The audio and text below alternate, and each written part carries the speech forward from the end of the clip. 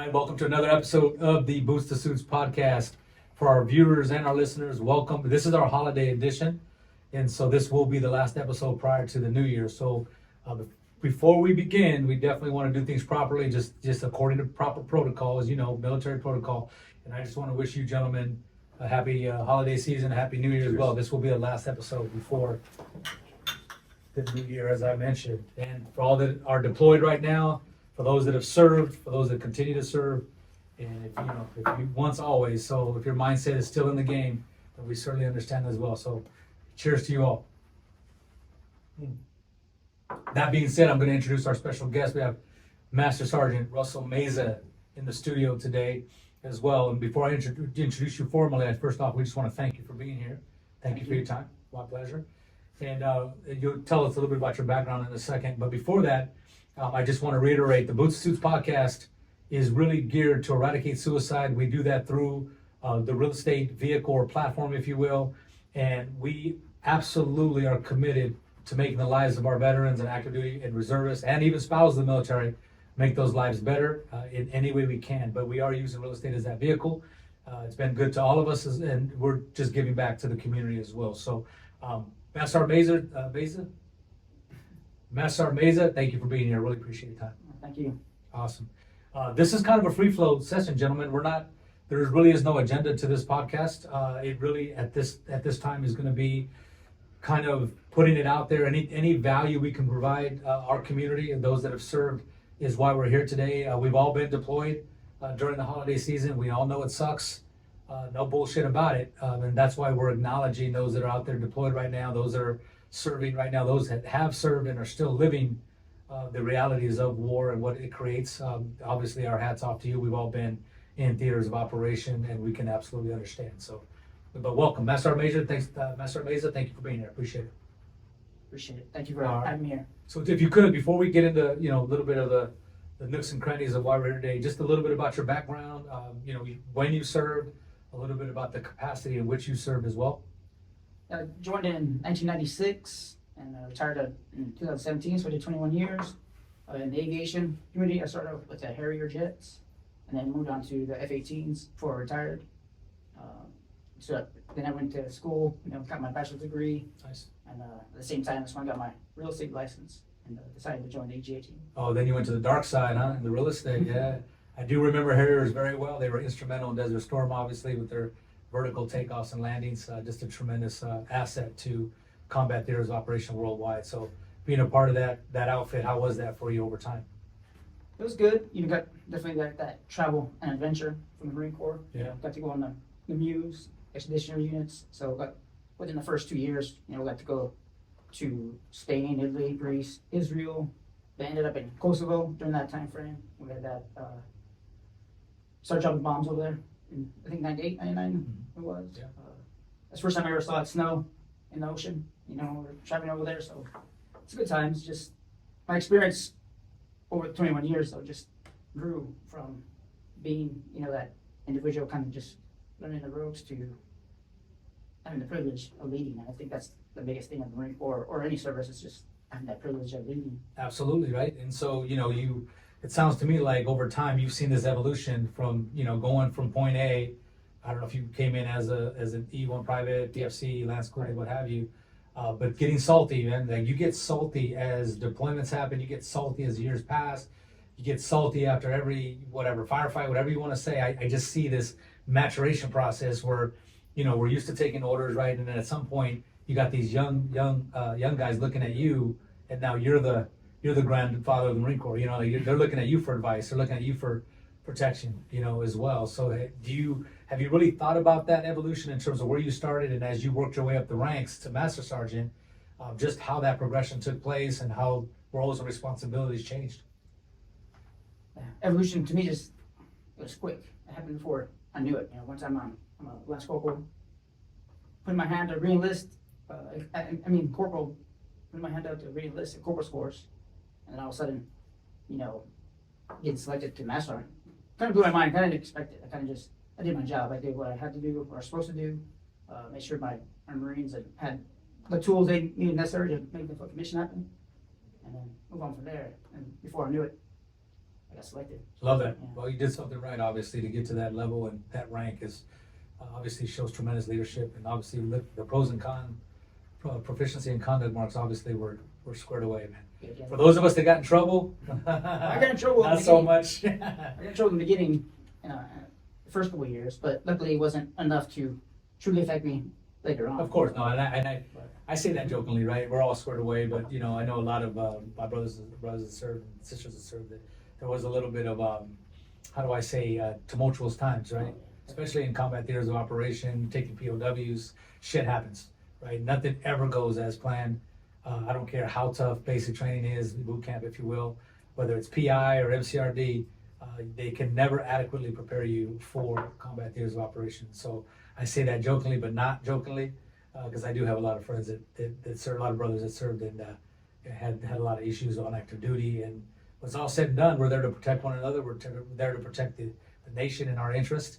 And you know, but nothing's ever perfect. And I'll be honest, I wouldn't take that back for anything in the world, because even during the tough times and that evolution that you're alluding to, that we learned so much, you know. And when it's all said and done, you know, just being able to serve with brothers like you just really is why we're there as well, protecting our family and friends back home. So again, thank you for your service. It's an honor to have you here in the studio.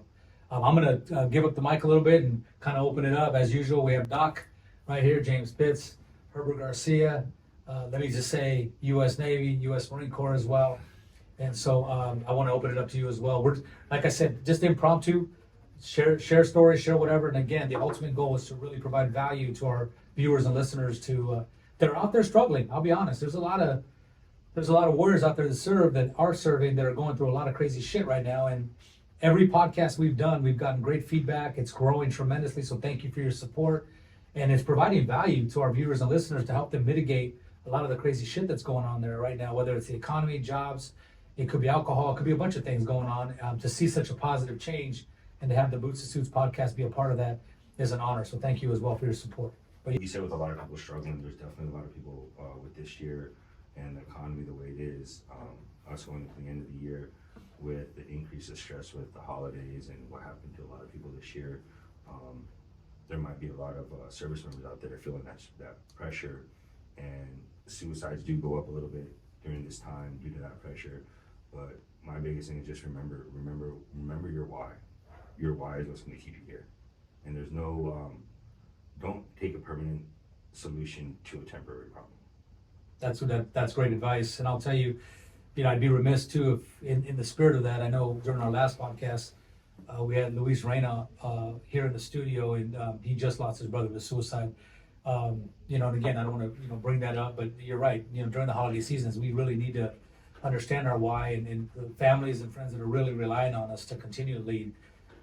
You know, that is a sense of responsibility, but it also, you know, kind of keeps us in check to realize that there are other people that do love us and that do rely on us for better qualities of life. And so our leadership role doesn't end just because our active duty careers ended. The other thing too is I'd be remiss if I didn't acknowledge the devil dog that we lost yesterday at Camp Pendleton. I know it was a training accident, and I believe it was 14 or so at least to count so far. There might be others, but we want to, you know, send our condolences out there to the family of that devil dog that we lost yesterday. And it just reminds us as well that the shit we do on a regular basis, whether it's peacetime, it's wartime, it's training, or it's in actual combat theaters of operation, it all comes with a certain level of risk, you know, and it's a risk that we're well aware of, right? Because we see it time and time again. And I know from a civilian perspective, for a lot of viewers that maybe never served, or maybe, you know, have family members that serve and they're reading newspapers and watching TV, the reality of how dangerous things are, it's reinforced when you see issues like what happened yesterday at Camp Pendleton happen again. So again, condolences to the family, and you know, hearty semper fidelis to you. And if there's anything we can do to the family, please don't hesitate to reach out to us, because we're here 24/7 to help you out if you need anything. Herbert? Definitely the caveat off of kind of what Doc says about having your why. A lot of times, you know, as combat vets, we get so caught up in the things that we've been through, those intrusive thoughts, and the things that come with that. But at the same time, it is a time to put that effort in, about putting that effort into ourselves and working towards looking at all the positives, all the whys, all the things that keep us going versus continuing to stay on that path. You know what I mean? Yeah. 21 years of service, you transition out, you know, there's many different ways life could have gone, but rather than going down the wrong path, you have a bachelor's degree, you have your real estate license, you know, life isn't always the greatest and we still have our struggles, but at the end of the day, it's those little steps that continue to make us successful. And a big thing that we notice, and that's something that I've realized that we have to push to the veteran community, is being alone isn't going to do anything positive for you. Where you are going to be successful, where the way that you are going to be able to get out of that hole and be a better parent, be a better husband, be a better, you know, father, friend, brother, is by surrounding yourself with brothers who are on that same path that you are, right? Because being alone, it's kind of like being locked up. You just become institutionalized, and it's just a slippery slope at that point. So I think a big thing is, even though it is the holidays, for a lot of them, is reach out to your friends, reach out and touch base with those people. And I think that, you know, kind of how you made the point about real estate being our vessel, real estate was that vessel for me to reconnect with a lot of friends, and that built those relationships that were kind of gone from when we all retired and went our separate ways. And that's been pretty cool to reconnect with a lot of those guys, and kind of work past that stigma of that we're just dysfunctional veterans. We can be successful in whatever it is that we do. Absolutely, and that's well said. And I know we have a tendency to kind of, you know, go in our own little silos, right? Because we feel like we don't want to address, you know, certain things, and it's painful. I'm not gonna lie, it's painful, you know. And just kudos to the vet center, whether you're local or in other areas, been a huge resource as far as addressing some of those issues as well. But yeah, being in your own little silo and like separating yourself. Just remember what made us great, and this is for everybody, and you all know this, so I'm saying this almost rhetorically, is, you know, we were at the top of our game. We were the best when we were working as a unit collaboratively for the same mission. And that's really what we're doing here, is letting you know that that mission exists. So if you're out there and you need help in any capacity, whatever vice is hitting you right now that's keeping you from, you know, living your passions, your purpose, and everything that Herbert just said right now as well, is don't fall in your own silo. Just, you know, reach out. What I did, fortunately, because they didn't have a lot of social media when I was in the Marine Corps, is now social media has been able to connect some of the Marines that I served with in different states and in different parts of the world. You know, I have devil dogs that are still in Okinawa, for example, that said I'm never coming back to U.S. for whatever reason, different reasons.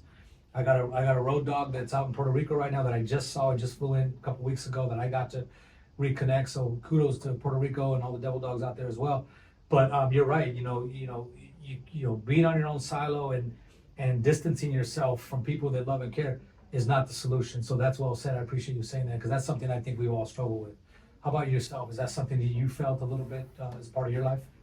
Yeah, definitely. You know, once I retired, when I spoke earlier about my main focus was leadership, right? Just ensuring that the troops had the tools and what they needed, and the verbal therapy that they needed to achieve their goals. Well, that was like my main thing, my main driving, whatever word for it. But when I got out, kind of lost that initially. So initially hit me pretty hard. I missed the troops, not so much the Marine Corps itself, the Green Monster, because we all know that it's going to keep moving forward with or without us. Like nothing happened, right? No matter how much impact we might have on our service members that we served with, it's going to keep moving forward, which is good. That means that leadership is there to make it happen. That's a great point you make. So it's always moving forward, right? Life continues to move on, right? And what I've seen over the years, and I'll speak for myself in this case, is that as life was moving on, there was a period of time where I wasn't. And so the gap between life moving on, people progressing, and me, because of whatever issues, and we won't get into that here in this episode, but that delta, that difference between life moving on and where I was stagnant, where I was, just created a gap that was almost impossible to make up, right? And so thank you for saying that, because that's huge, bro. That's a great point you're making. I didn't really notice it either till about 6 months, a year into it. I began to start going to my own silo to be on my own and stay inside a lot more often. And, I started to just domino effect as far as I stopped calling people, hanging out with my friends, and just doing things that I normally would do while I was in just normal lifestyle as a dad, husband, whatnot. And what's the word for it? Kind of became a recluse in a sense. And thanks to talking to you guys, and last year I finally kind of came to fruition, like, hey, I need to get help in a sense, right? Sure. Get out there, start talking to people, see counseling if need to. Sure, by all means. Because, like you said, once you're in that hole, you're by yourself. Yeah. And whatever thoughts or intrusive thoughts you have become reality. Even if it's not a true thought, it becomes reality to you because that's all you know, right? 100%. And you're replaying it in your head over and over again. So people start going to that dark path, that rabbit hole, getting outside, reaching out to your friends, not just put a Facebook post, but actually call them, text them. You'll be surprised how much they actually want to hear from you. There's Marines and all sorts of members are out there. They miss you. They remember the times that you spent either deployed or any shitty type of exercise that, you were just out, Sure. during the struggle. The struggle brings us a lot tighter in the service. So reach out to them. And that's what I started to do. And I noticed that they are excited to talk to me. Sure they are. I hear stuff like you said, like, oh, you do these things, 21 years of service, got my bachelor's degree. To me, I don't see that. To me, I'm like, I lost that initial why. Mm. And I don't see my achievements I've had in the past. That's kind of like my problem. But, that what I'm working to, kind of see that I have achieved things and, to keep achieving things. That's what drove me before, and I need to continue to do that because I can do it. I have historical data, right, that Yeah, shows you that do.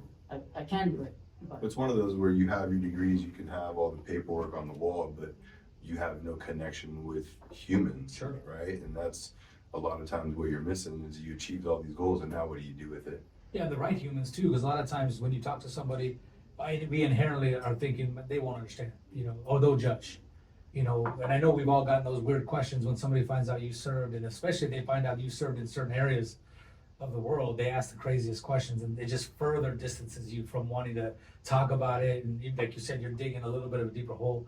God forbid we make a mistake, because everybody knows we all make crazy mistakes, right?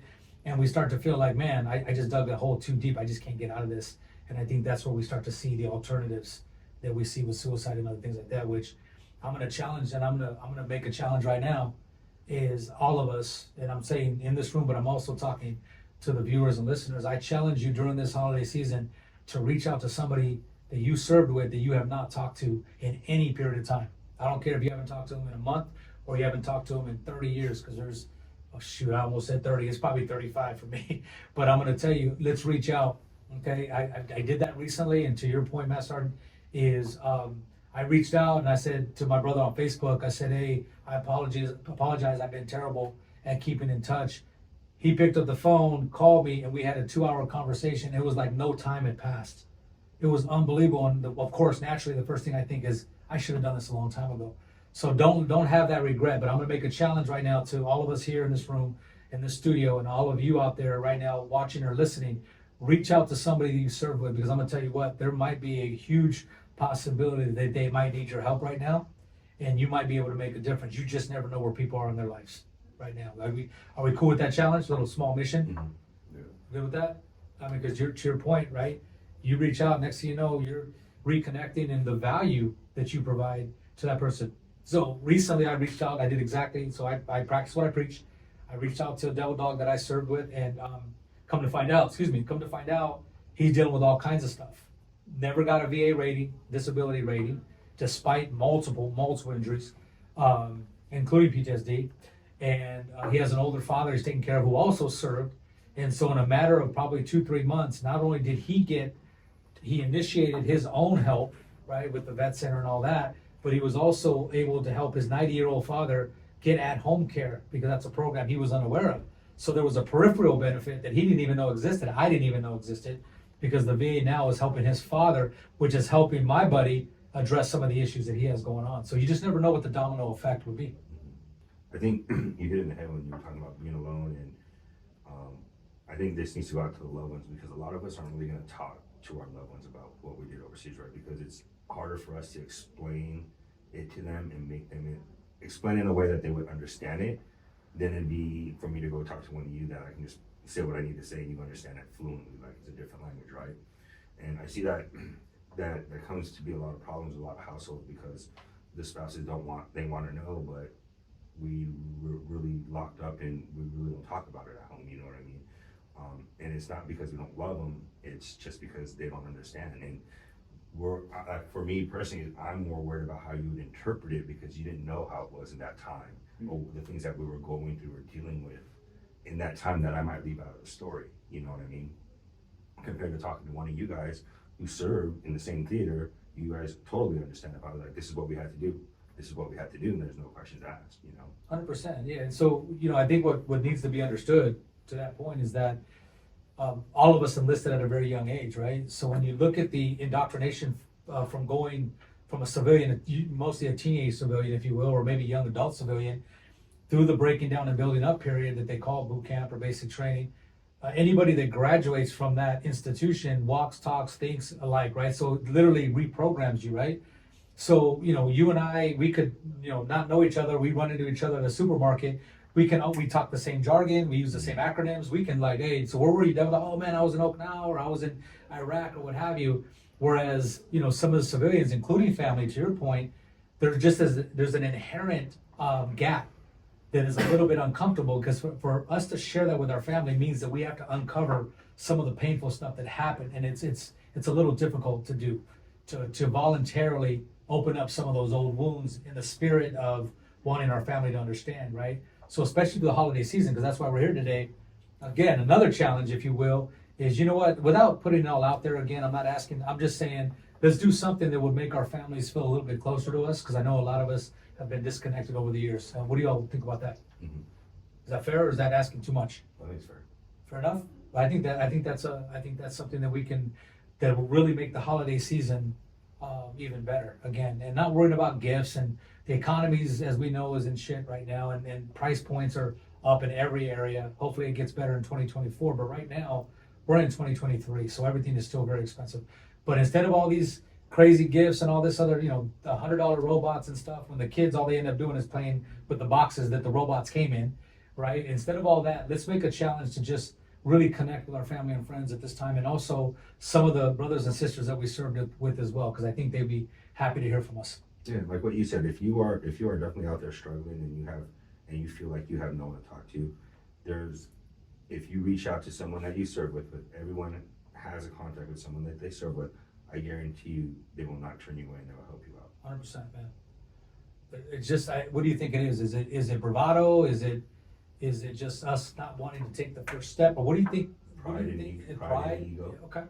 Pride, ego. I was told to suck it up every time you're in. Yeah. I mean, and I'll be the first one to put it out there too. When I went to the VA the first time, and they started, it's called V-Host for those that know what that is. And they start going through these check boxes of, did you do this, da, da, da, da. They have your record book, they know exactly what you did. And, the first thing is we want to, prescribe this, or we want you to do this. The first thing is like, no. Right. And there was a point where I actually got yelled at by a practitioner that said, what's wrong with you Marines?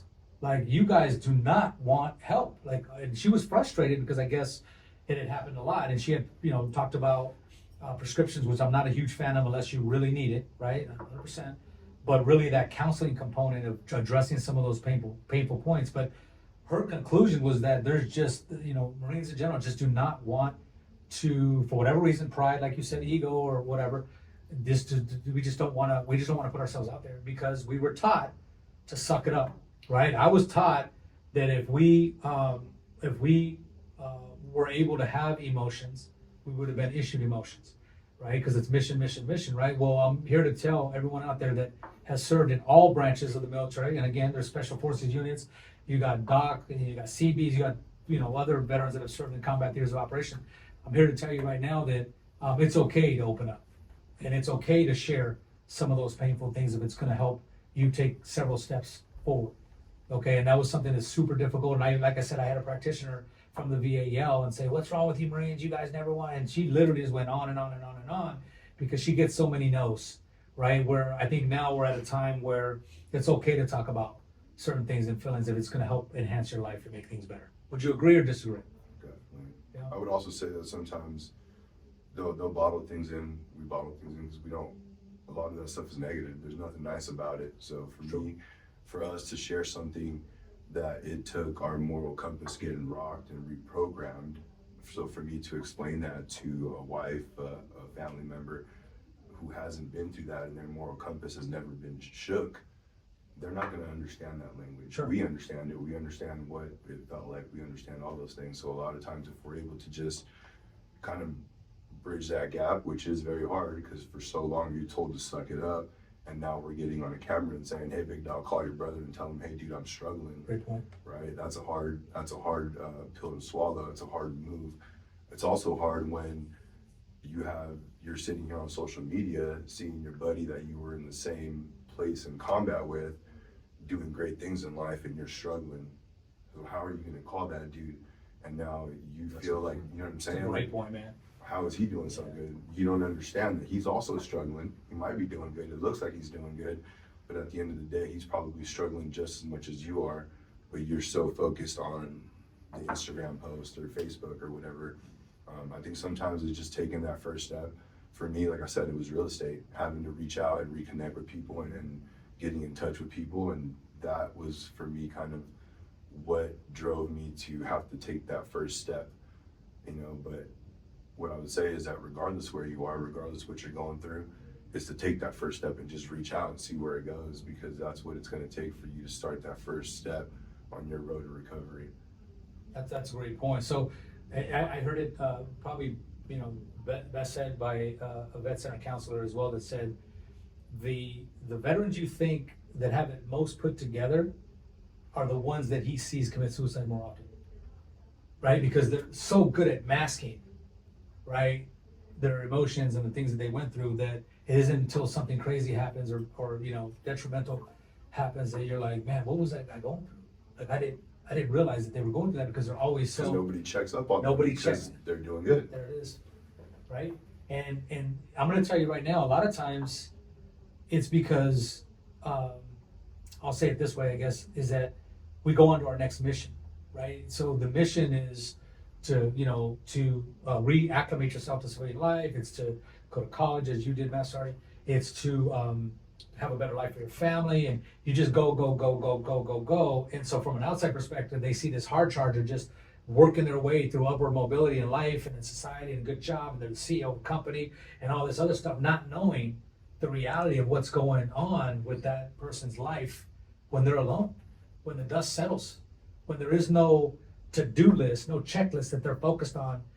And the reason I say that is because a lot of the most accomplished veterans that serve are accomplished. So you assume that they're so well put together that they must not be going through crazy shit, right? But I remember coming up where I would look at the CEO of the company before I got to a certain position of leadership in the company, is I would look at the CEO I was working for, and nobody ever asked that person or that CEO or that leader, how's your day? Is there anything I can do for you?